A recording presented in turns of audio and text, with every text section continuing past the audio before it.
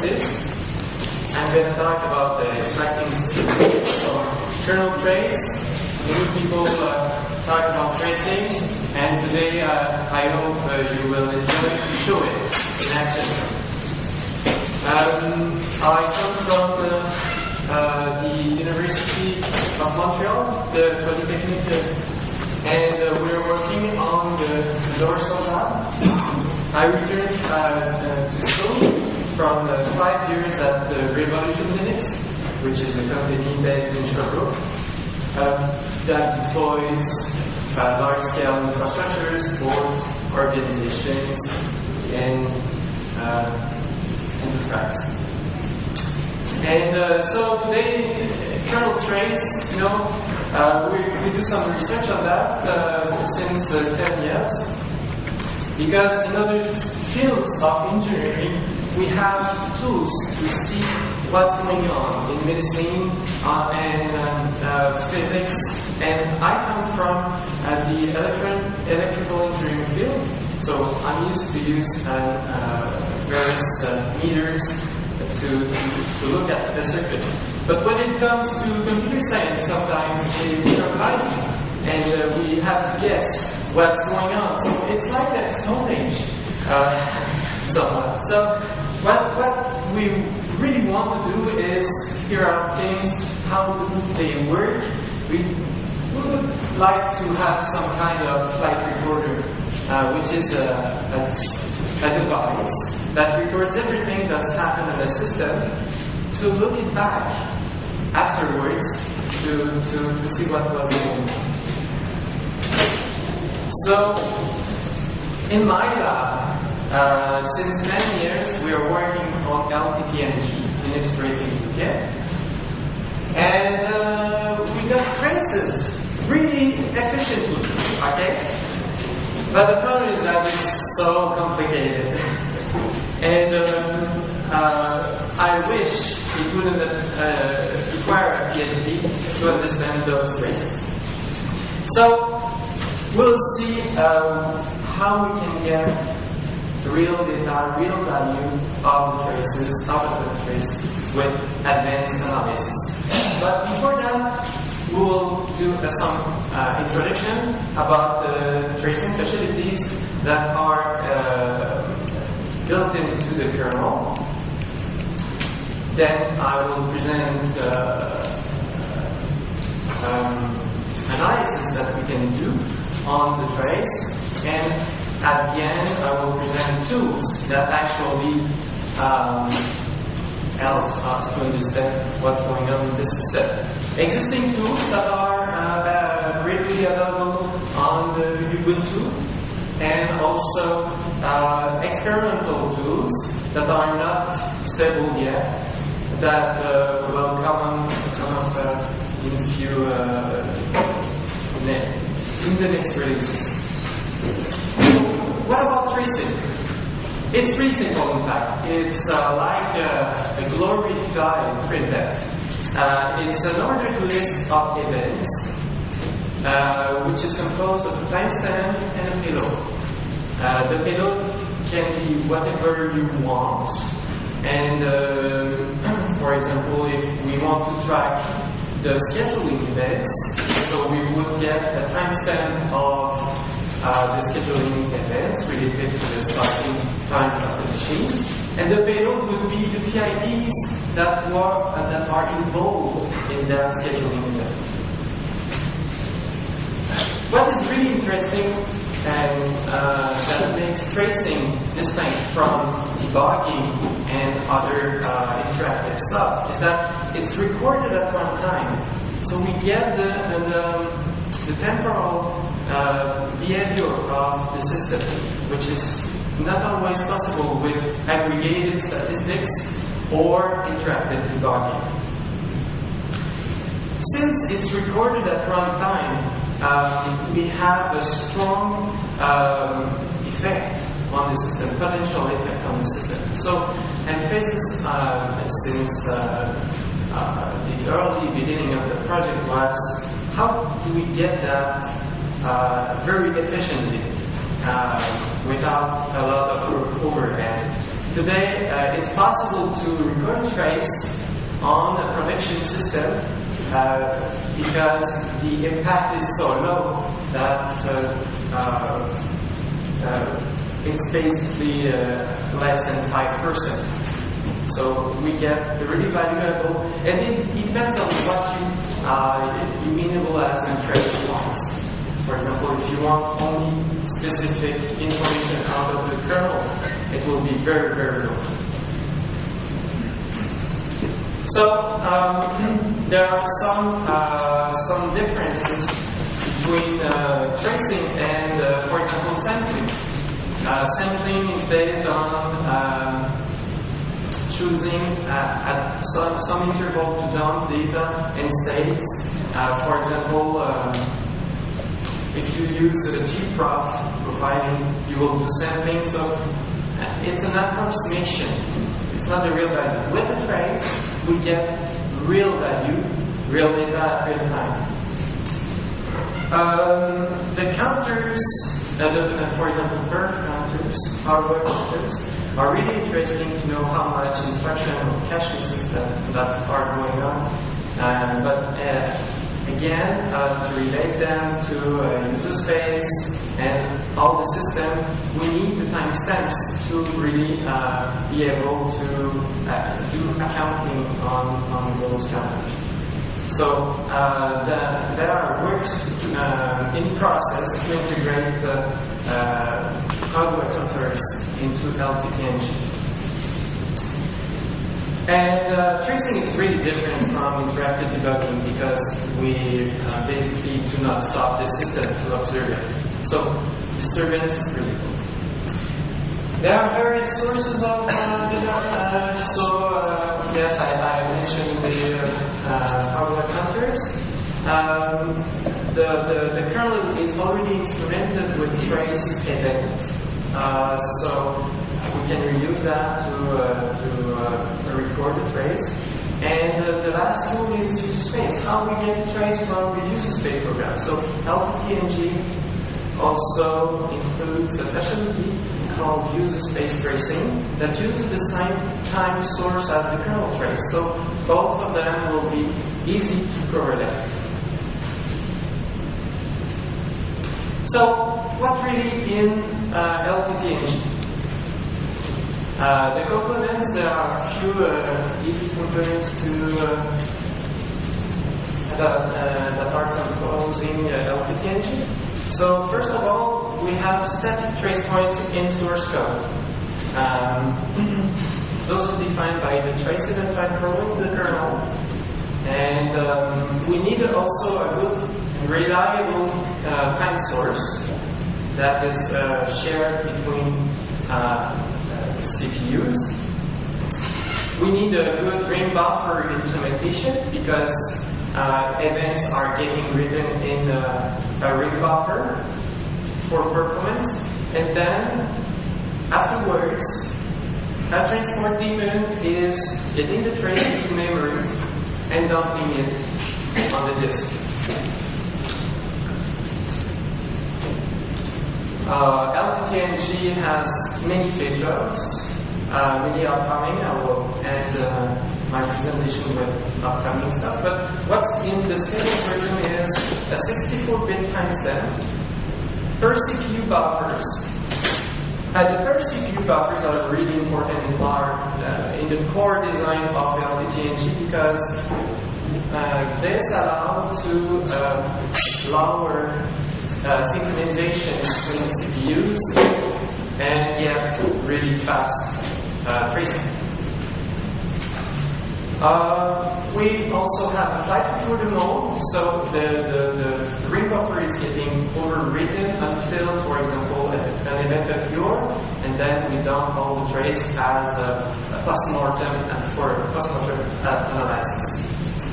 There is also a live reading mode, which is quite recent, and that allows for consuming the trace live and then discard it. For example, to compute things ongoing. And finally, the user space and kernel trace are being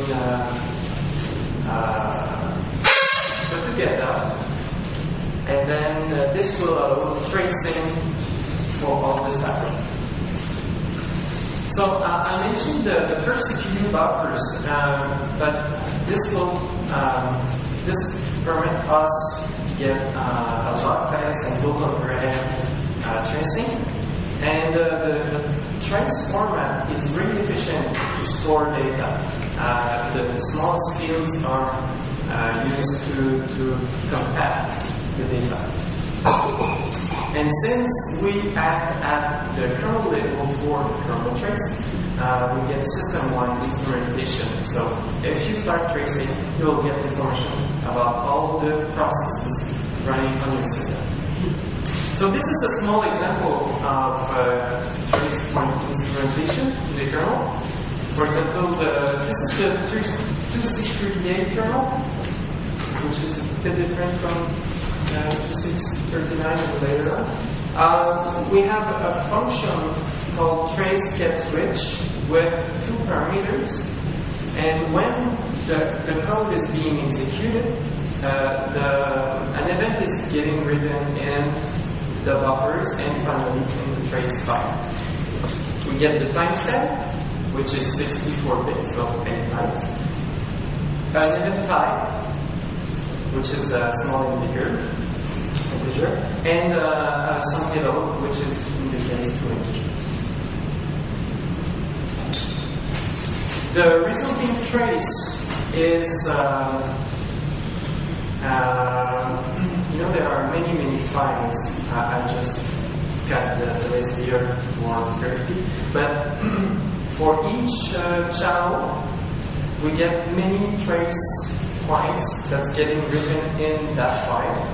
And one file is created per each per CPU, so per buffer.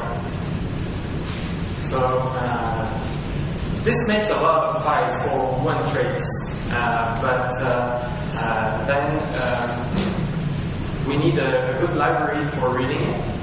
Because, for example, here I got 3 events on the SLP system, which got 2 CPUs.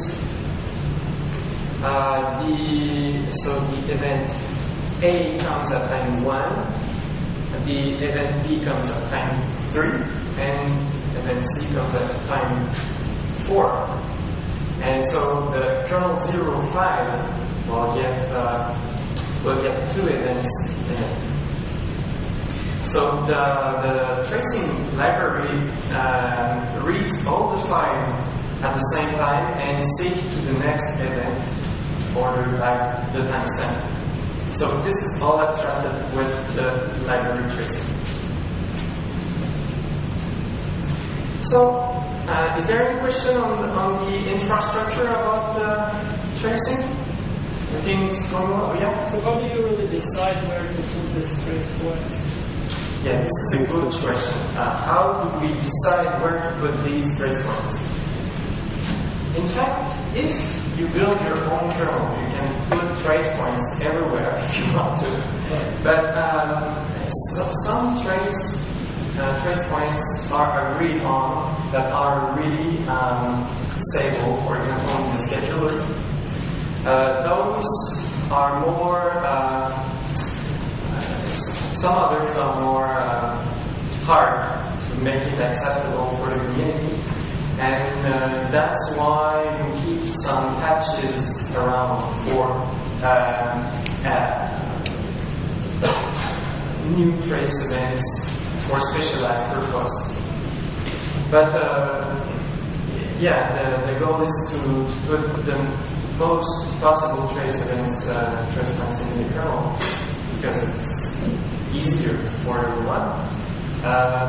And since when the trace events are not enabled, the cost is almost 0, it makes sense to have those trace events. The other drawback of doing that is you increase then the burden on the maintainers of that subsystem. So he has to know, how to update macros and to change it. And this is another area of where people want to just make it easy. trace.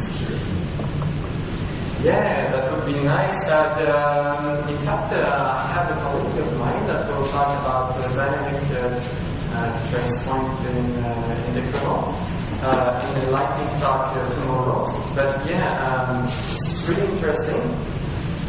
The fact is that we put it into a static trace event that we usually get better performance than that. And since everybody would be at some point interested in scheduling event, it makes sense to include it into the code itself. So we got endless questions. What is critical path of this request? Which subsystem is the bottleneck of my application right now?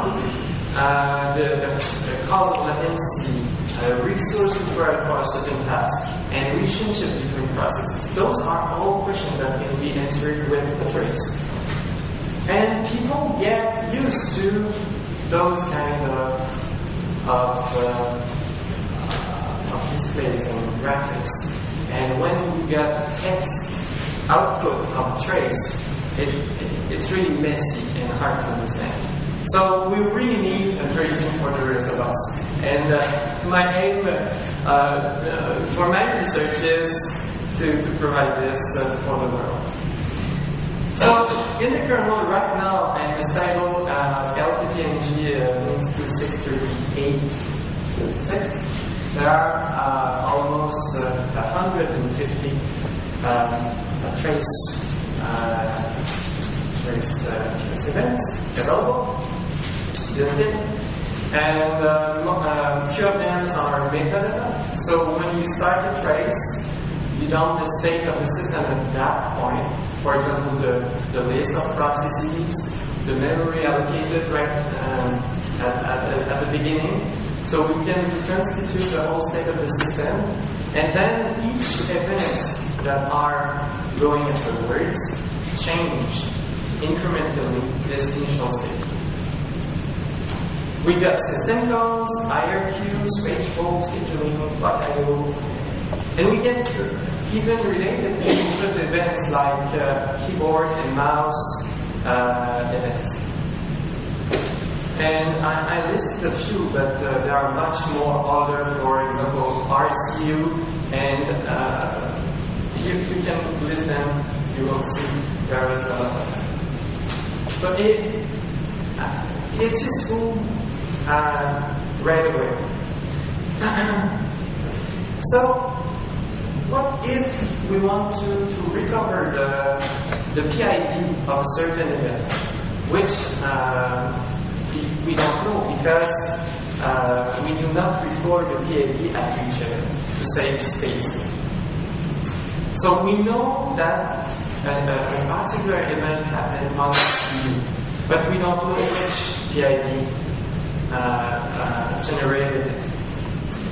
So we really need this in the scheduling events in that case. And then with all the scheduling events, we know from that point and later on that a particular process is being running at this speed. So that enables us to relate the PID with an event. But here again, if we only have the scheduling events, we will not get the name of the executable itself, which is known at the exit time. When a process forks and then continue executing, we don't know if it's a thread or a real process until there is an exec done. So we need those two events to reconstitute process information at least. In the case of the CPU usage, to provide users with known graphical representation of CPU usage, we can divide the time with fixed intervals in which we sum the CPU usage of each process. So that this is a way to make averaging of scheduling events and get an overview of what's going on in the trace. And it's about the same for memory usage. We can use allocation tree of pages to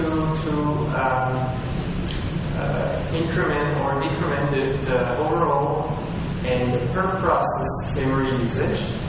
And since we know at the beginning what was the memory usage and all the pages that are allocated, we can recreate the whole system memory usage with those events.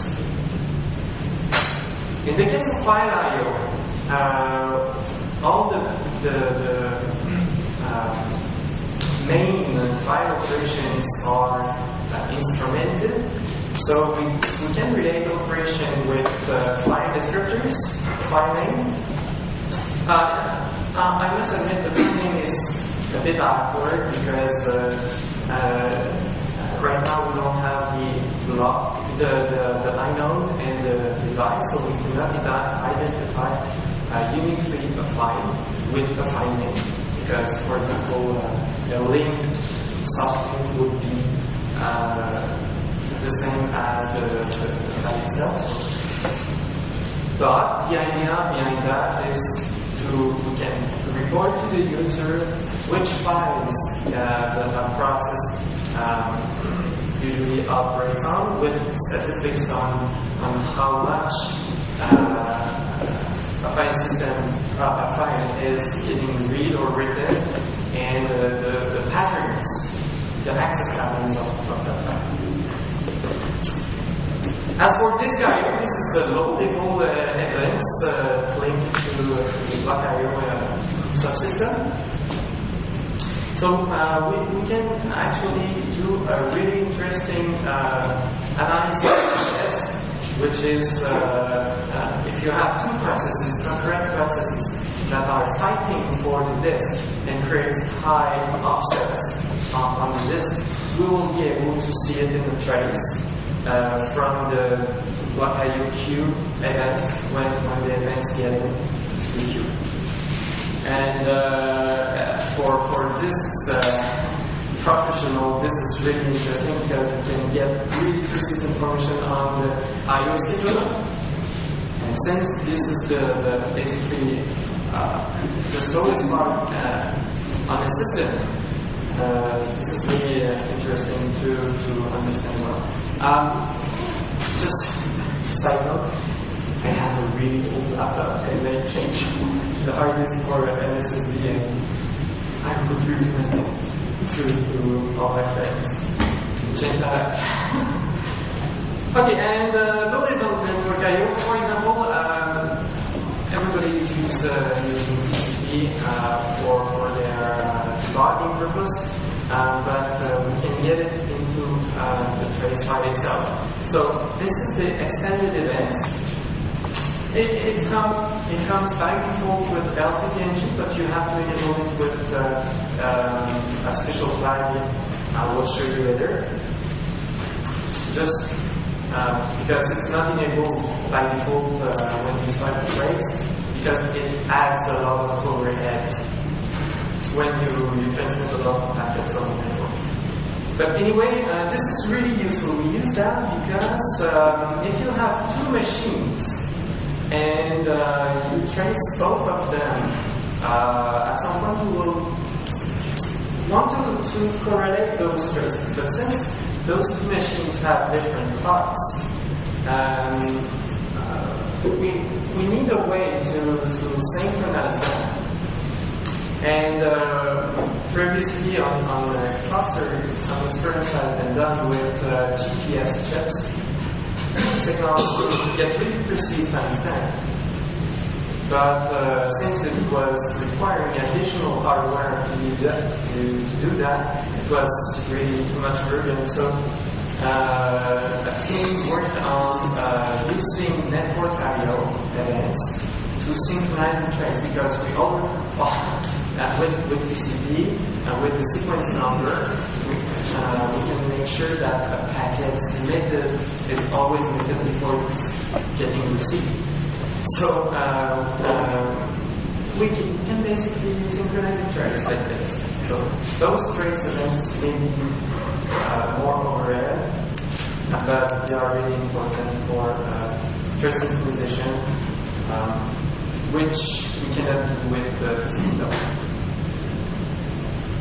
So we're at the time for the demo. I will show you the Linux Trace Toolkit Viewer, which is the basic tool we use for everyday analysis.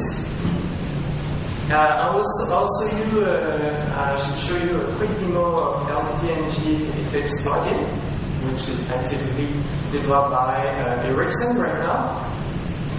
And a prototype of analysis modules. There are some of them that are in command line and some which are UI that will be integrated into Eclipse. I hope someday. Okay. So I have a few notes here.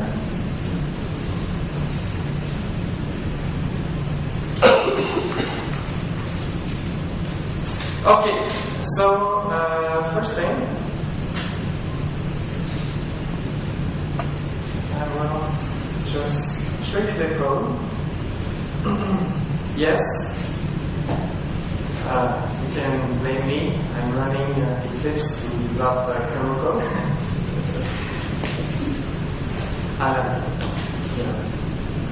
Everybody has a religion. Okay, this is the open.c file. This is the LTTNG 0.249 code. And in that case, we define two traces, open and close. Those are macros that expands to a function. Trace. Just open. So here it is. Inside the system call, do sysopen. If the open succeed, then we will write into the buffers a new event that is defined here. When this line of code is hit, then this probe is getting executed. If it is enabled. If it's not enabled, it's just a level of friction. So it basically says in the channel FS, write an event open, which is linked to the function trace FS open. This is extended to a big macro. And the callback is ourself. And here is the format of the trace event. The format is written only once in the metadata. And only the arguments are getting written periodically in the trace. So, if I'm going into, I do have a bunch of scripts here in the test repository. Okay, I do have a lot of scripts. The first one we will see is the slave script. Okay, which is pretty easy. Okay, so I will show you the text dump module of LTTV. Here,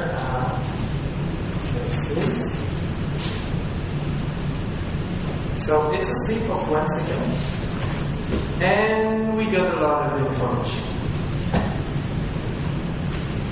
Replace your friend. I'll just switch to the USB block. Yes.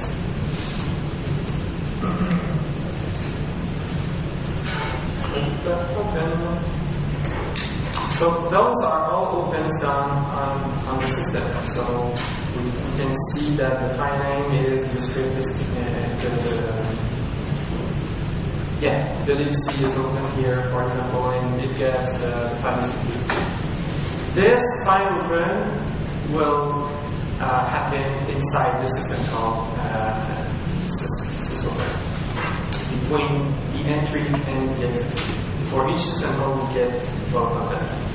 But what if we could get a more visual outlook of the trace? So here it is.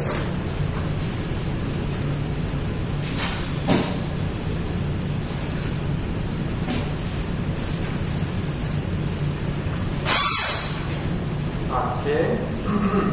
It's really annoying because the default configuration of the window is not muddy. Anyway.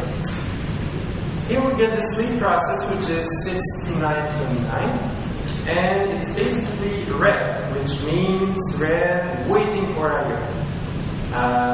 In fact, if we zoom in here, we will see what's going on when the process starts. Okay, you see here? So the fork happens here, and then the process getting scheduled, and all the yellow here is running in a trap. So it's basically page faults. The green, light green, is user mode, and the blue here is system calls. And the small dots just over the line means there are much more events that you don't see yet because you're zooming way too high. So if I zoom, I can see the precise event and what's really going on each CPU and every process on the system. So, but what's going on here is that finally here, just before the process is getting scheduled out, okay, there is a syscall entry,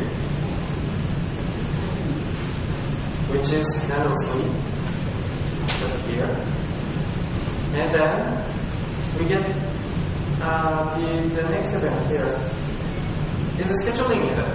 So we start the timer with nanosleep and wait for it. At the end of the process,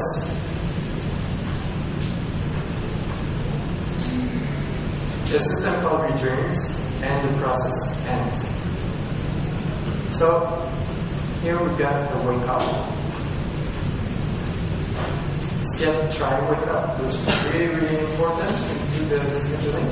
So we are waiting for the CPU when between the time that the wake up occurred and the scheduling event really makes the last run. And the final process here at the end, memory is free and the process exists. So this is basically how we move around the trace in a visual manner. But if we want to see how much time is spent in the sleep here, and I don't have the source code, and we have to figure out the system calls and what's going on. So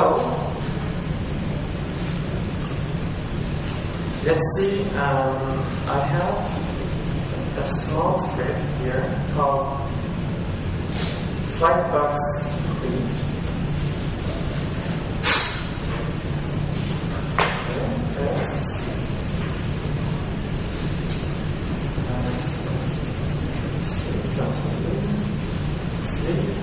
Okay. I will limit the analysis to the sleep process. Okay. Here we go. It's a bit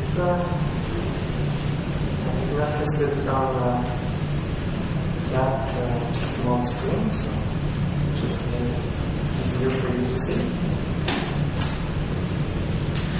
Okay, so we basically see that the process waited on the nanosleep for 100 milliseconds. This analysis tells us that. And we also compute the CPU usage of the process. So while it used almost a second to execute, it was using very small proportion of CPU. So this is the first cases I want to show you. I want to show you a special script, which is CPU burn 2x. In fact, it's 3x. Okay, but I'm starting 3 processes of burn P6, which is a process of burn cycles, and then kill them. I'm starting them with 1 second of difference between each two. So let's see what's going on there. Yes. Trace this. Sleep 1x.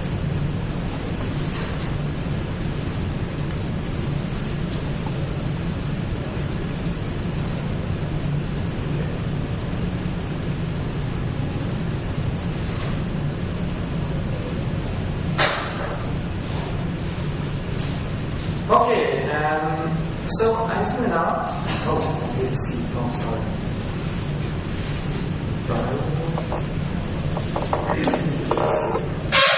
That will be there.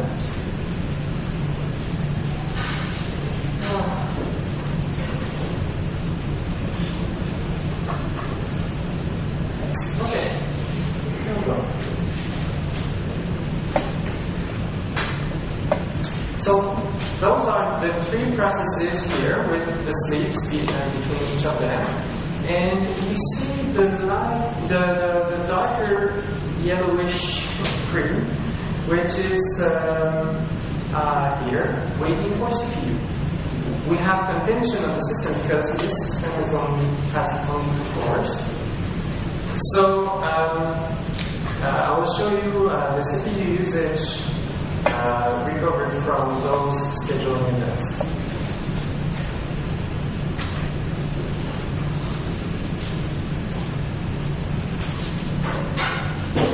So this is the small UI that will be integrated in QuickFix. And I have my trace here. So this shows the CPU usage of all processes on the system, and here we account the CPU usage of all processes that are sorted by CPU usage. And then if I choose a process, I can see the CPU usage of that particular process.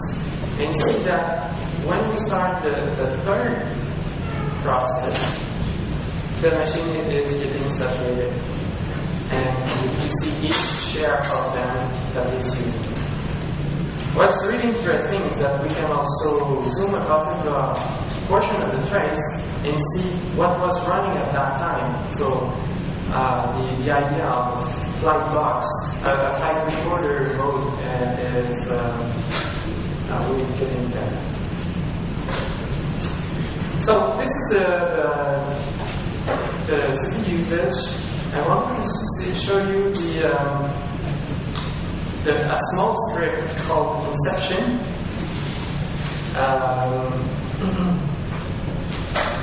Inception is a special executable that I will show you in a moment.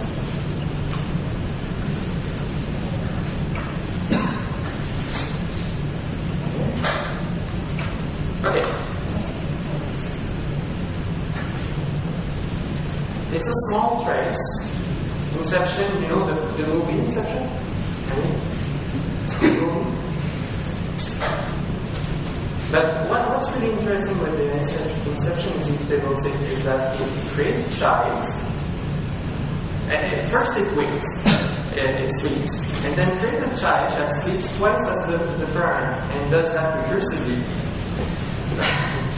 So here we see the 3 inception processes, but they have, since the master process waits on the child and then recursively waits, we have a relationship between the processes that we can uncover with trace analysis.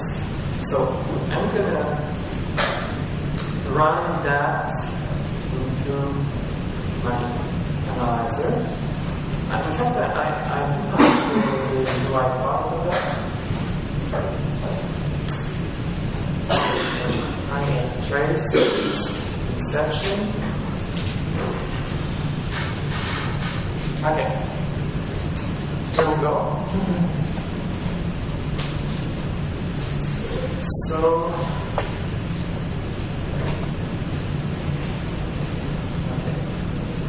the first process, I will do the script, okay? And if I took the detail of the script, then I see the child that has been created and waits for 700 milliseconds.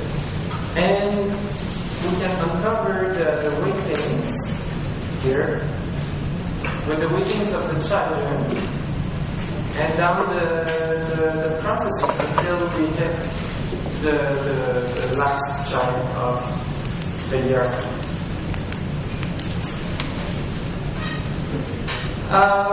Let's see an example of IO, okay? Because everybody's interested in IOs.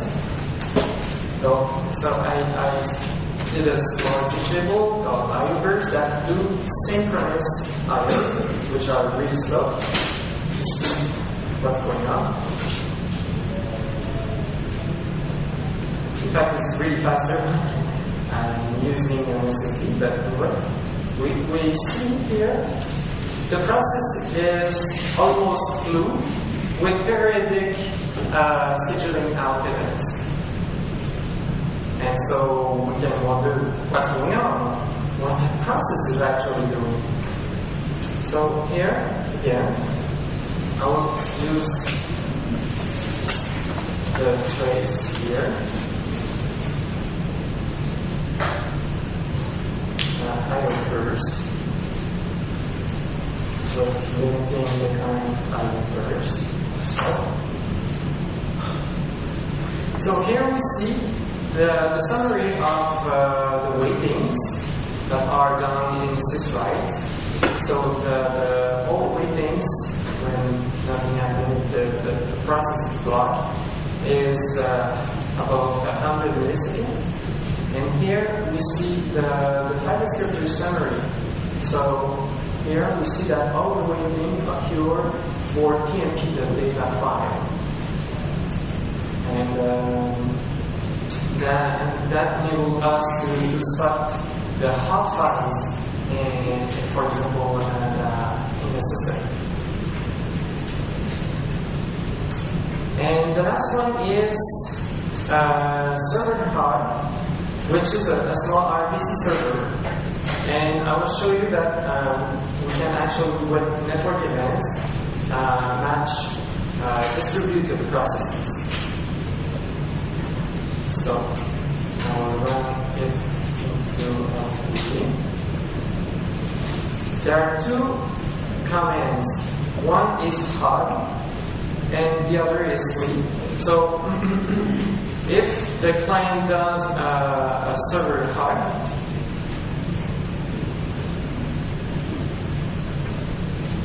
if the client requests a hug, the server will compute for 100 milliseconds. And what is particular with the server is that it has a setup phase which calibrates itself to compute exactly 100 or near 100 milliseconds. Okay? But here we go. If I zoom here, we will see that in fact the client here, you don't see it. Okay, here the client is clean hard. It does an RPC request with a socket, AF ENET socket, and then the server computes. Yes, I will finish at since we started a bit later. or finish the typing. And since the clear hot here is waiting for the server to complete the requested computations. And then at the end, the server replies to the client. But in that case, if I open the trace here with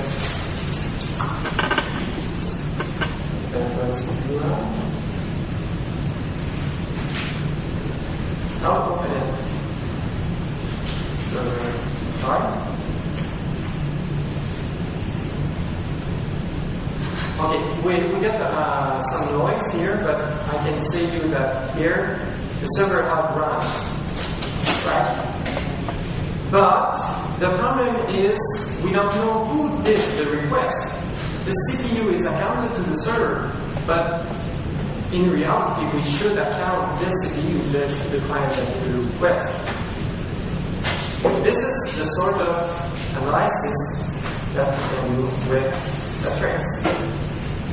So let's say this traces card with clean card as a command line element. So we will analyze the clear out process.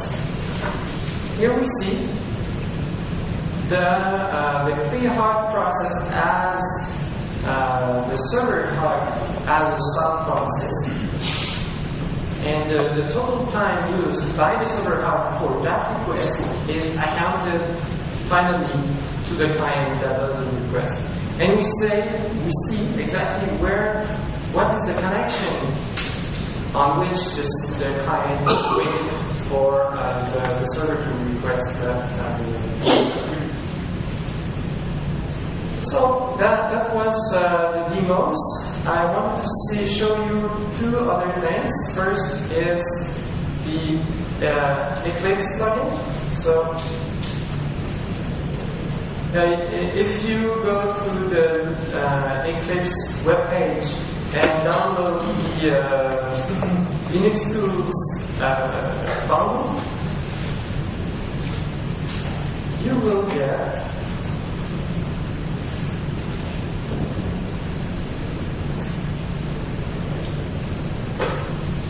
this. You select the LTTNG perspective here. And after that, you import the trace, and you will get a similar view of what's going on with LTTV, with event searching, and here we get an histogram to navigate into the trace. So it's really easy, and we will continue to improve the project. Also, the other thing I want to show is really cool. It's being developed by a friend of mine at the lab. Is the live trace read, which provides a top-like interface, which we can pause and go back in time, go further, and then it processes the trace in real time. And compute important or interesting statistics with the trace events without recording necessarily. So, how much CPU time does it use? It's really low. It depends on how much events you get per second. So, how much, for example, events you enable in your kernel, but it's really, really low. Really. Not that much. We don't know yet, but we'll. This is the part of his master thesis story. He must do a performance analysis. Okay, so I think we are all done. Final. Let's see. Here.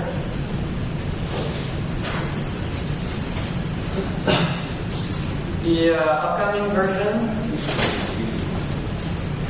So it will work, and in fact the new version right now, which will be stable soon, will work on vanilla kernel without any patches. You may expect some regression through the available tracepoints, but then you can re-enable them with special patches. You will get basic trace events, but you will not be required to recompile your kernel for getting help engine. There is a new common trace format that's coming. It's really interesting because you can describe the trace events with a C99 like description. So it will make it really easy to describe the trace payload. Right now we have tools for the user space tracing and the kernel tracing. Both of them are in the process of being merged, and we'll get one Git-like command called LTTNG that will do tracing for every layer. So better trace session management is coming also. We'll be able to get tracing as a user, normal user. Even for kernel if you are in the tracing room. We are also integrating birth counters and the customizable templates. For example, if you are interested only in a specific event, you will be able to append the PID, okay, and disable completely the scheduling events if you don't mind. And I'm really happy to say that it will be part of the next Ubuntu LTS release. So in conclusion, you can start it right away by downloading packages available on Launchpad for Ubuntu. This is with Ubuntu. There is a Giraldeau. Special thanks. I'm not the only one. I'm speaking today, but we are at 15 to work on the project at the university and different partners, Revolution Linux, Ericsson, and at the National Defense. We got plenty of useful links. I know that there is no paper right now in the symposium. That was because the days were very short. I got the notice that I was presenting last week. So, but if you want to have more details about tracing, you can go to my blog and you will get all the links and easy stuff to get into it. So, if you have any questions, I'm ready for that. Yes? On embedded platforms that have limited storage ability, is it possible to stream the data to your PC for analysis there? Yeah, Ericsson is really interested into that stuff. It's being worked on. It's called. There is an agent that is able to do that, and that will be coming soon in the next releases. Yes.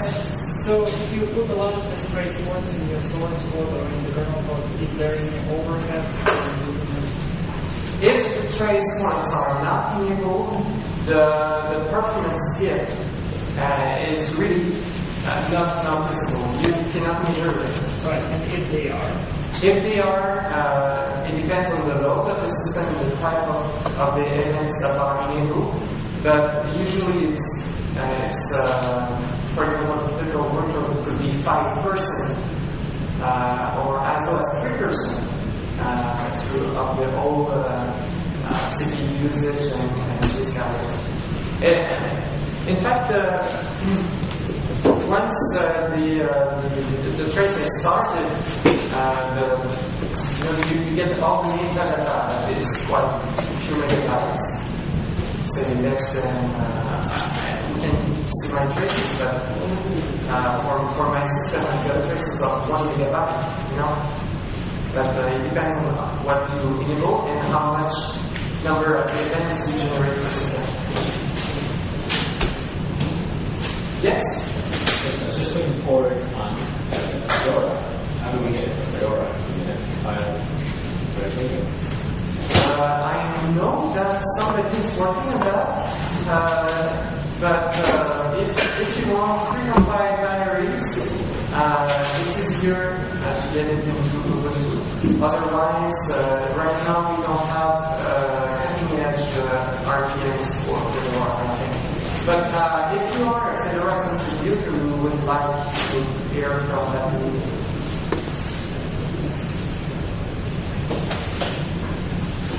any questions? When you correlate the server and the client, yes. I assume, like, how do you decide how much of the server work is going to be correlated? Is it just to the next select call, or how is it?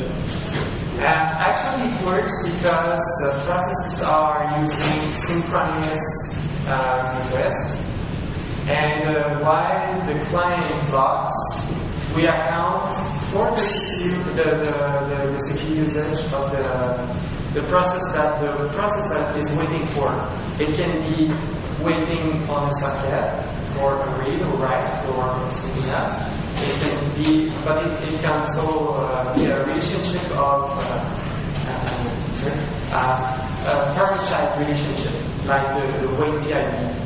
There are various waits. So this is really the CPU usage used from the underlying process while the parent or related process which is waiting. Is it clear? Right, so if you have something like just a normal network server, is there a way to tie them together somehow based on Yeah. But right now, client and server processes are working on the same machine. But the goal is to do distributed tracing and then correlate all the traces and generate, for example, network schema or network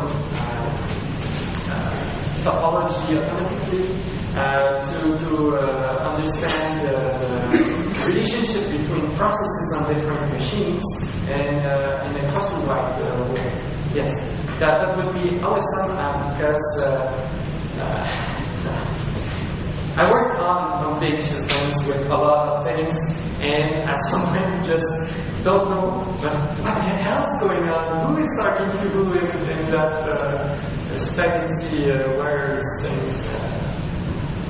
I do it a little bit for myself too.